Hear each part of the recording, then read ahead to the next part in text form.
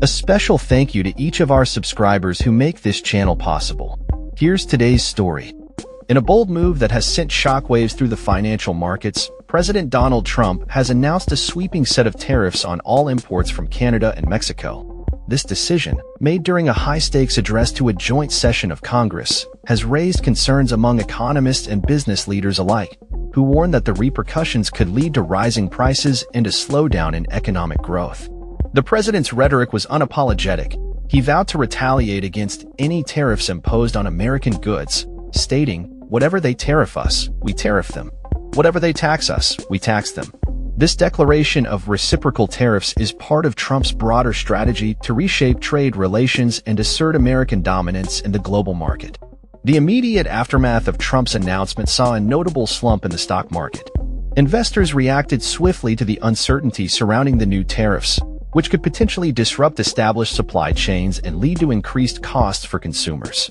According to estimates from the Tax Foundation, the tariffs could generate an additional $142 billion in federal tax revenue this year alone, translating to an average tax increase of over $1,000 per American household if these tariffs remain in place for a full year. Meanwhile, the Peterson Institute for International Economics estimates that the financial burden could reach as high as $1,200 annually for the average household. Critics of the president's tariff strategy argue that while the intention may be to protect American jobs and industries, the reality is that these tariffs could inflict significant economic pain on consumers and businesses. The auto industry, in particular, is expected to face severe challenges as tariffs disrupt the intricate supply chains that have been carefully built over decades.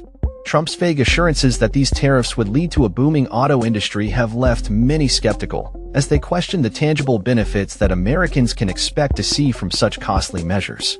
Commerce Secretary Howard Lutnick suggested that the administration may be looking for a middle ground with Canada and Mexico, hinting at possible negotiations.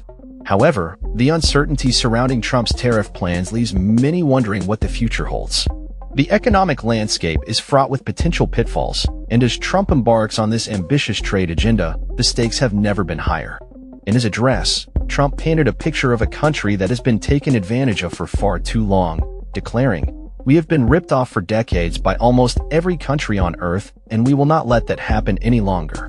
His supporters cheered, viewing the tariffs as a necessary step toward reclaiming American economic sovereignty.